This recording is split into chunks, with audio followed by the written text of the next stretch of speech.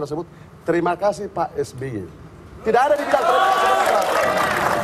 Demikian juga kita lihat iklan daripada Golkar soal pendidikan. Tunggu dulu Pak. Nanti Pak, tunggu dulu Pak. Soal Golkar. Itu juga hal yang bagus juga. Tapi bahwa soal pendidikan silakan. Ya Pak, tapi kemana Pak JK-nya? Terima kasih SBY, JK-nya kemana? Bukankah mitra selama ini? Bukan, dalam konteks iklan Partai Demokratnya Mbak. Tolong jangan dipelesetkan. Silakan. Ya. Soalannya, kalau memang pemerintahan itu bersama, kenapa tidak terima kasih kepada pemerintah? Kenapa harus person?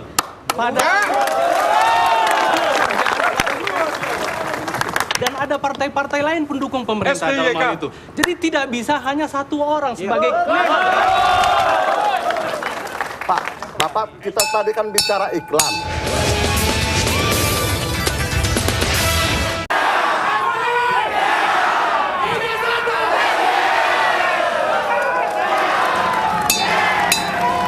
Silakan Pak Joni Allen. Ya, jadi menanggapi interupsi tadi. Oh, interupsi yang tadi? Iya. Pertama, bentar dulu. Pertama, silakan bagi semua partai untuk melakukan iklannya dalam perspektif masing-masing. Saya kira kita jangan berdebat di situ. Kita juga melihat iklan Golkar juga bagus soal pendidikan. Silakan yang lain. Saya kira Demokrat tidak akan mau terjebak dalam persoalan-persoalan seperti itu. Tapi bagi kita yang paling penting, apapun kepentingan semua partai, tapi pemerintahan SBY dan JK harus harmonis sampai pada titik. Ya Pak, di Golkar sendiri bagaimana persiapannya? Apakah ini tidak memungkinkan muncul kader-kader lain, misalnya Sri Sultan dan lain-lain untuk diusung sebagai capres atau bagaimana mekanisme atau petanya? Anda tahu di Golkar itu mekanismenya demokratis. Semua orang punya hak. Di anggaran dasar itu tersebut, semua kader Partai Golkar berhak dicalonkan dan mencalonkan. Sekarang ini Anda tahu banyak betul calon-calon presiden yang muncul dari Partai Golkar. Tetapi satu kekuatan di Partai Golkar adalah mekanisme konstitusi akan mengatur itu semua sehingga muncul satu calon presiden dari Partai Golkar dan kami semua akan bersatu. Tapi kan penekanannya adalah Anda katakan bahwa memang segala sesuatunya sama dengan Partai Demokrat akan dimunculkan setelah pemilu legislatif. Jadi memang tidak menutup kemungkinan kan jika akhirnya JK jadi cawapres lagi. Partai Demokrat sendiri sudah melecehkan kami. Kami sedang berpikir-pikir apakah penting Partai Demokrat berada di posisi kami. Jadi tidak akan koalisi lagi sama sekali. Tutup ya. Anda menutup pintu itu. Koalisi. Anda menutup pintu koalisi dengan Demokrat. Kalau Golkar yang membuat itu rumah tangga Golkar.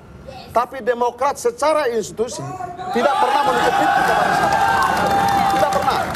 Saya katakan tegaskan lagi. Untuk kepentingan bangsa dan negara ini adalah paling utama.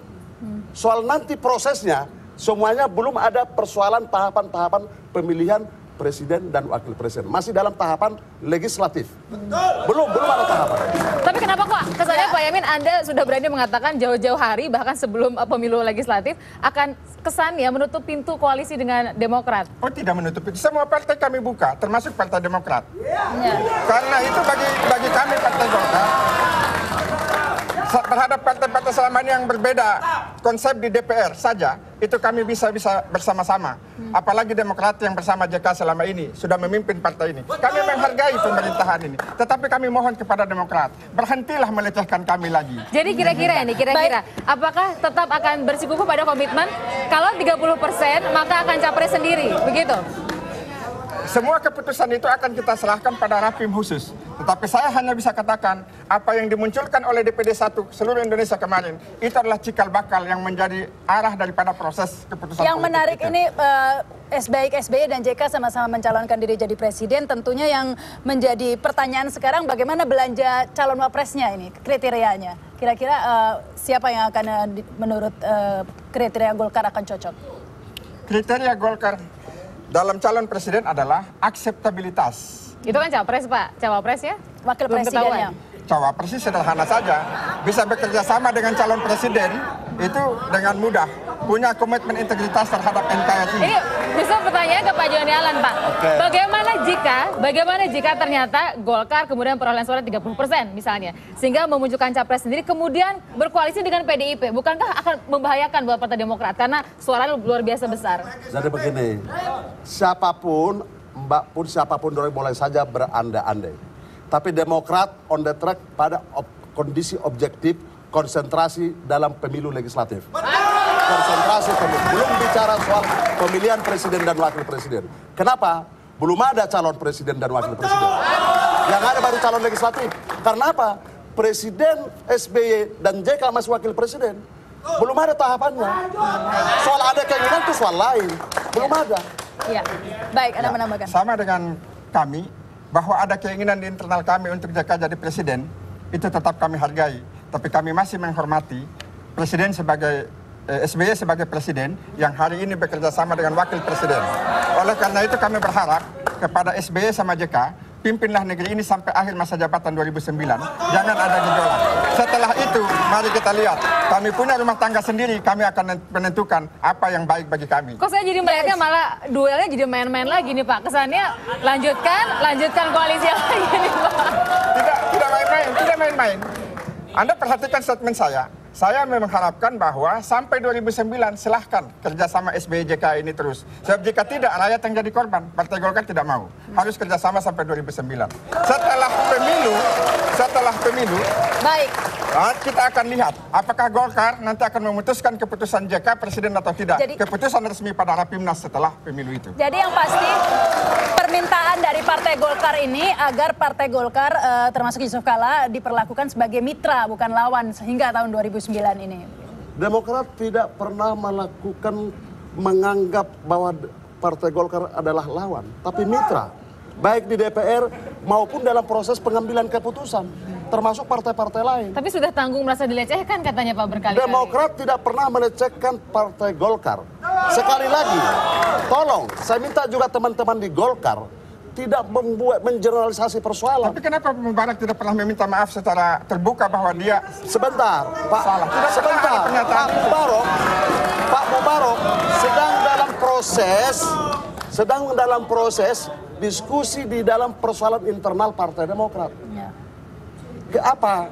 Jadi tidak pernah. Bahkan ketua badan pembina maupun ketua umum sudah ini politik. Jangan sampai misalnya Anda berkata begitu dan statement Mubarak ini adalah by design daripada Anda. Itu yang memang serba baik. Ini mungkin gak sih rekonsiliasi di sini supaya tidak ada tuduh-menuduh lagi. Pak, tolong kita tidak membuat persoalan satu menjadi 10. Jangan menuduh sembarangan. Baik, silakan. Saya kan sudah katakan bahwa tidak ada pendapat seseorang menjadi pendapat kami sudah mengerti Pak, silakan. Sampai saat ini Partai Golkar masih menganggap Demokrat sebagai kawan yang sejati. Tetapi kata-kata lanjutkan itu adalah merupakan sebuah provokasi dari Partai Demokrat.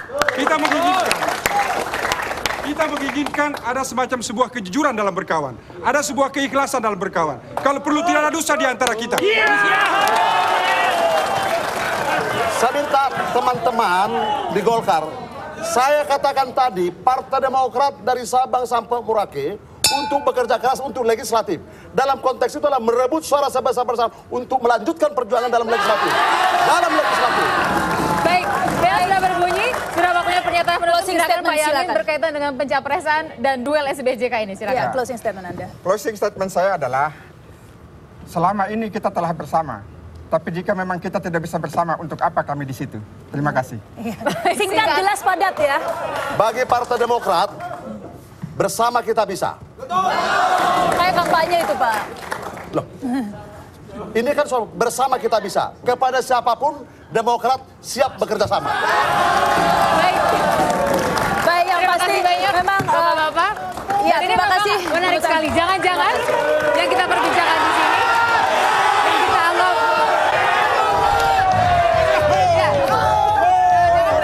yang kita anggap akan berduel, jangan-jangan ujung-ujungnya kemudian akan berduet kembali. Kita tidak pernah tahu sampai akhirnya pemilu legislatif. Yang pasti yang namanya politik itu memang misteri.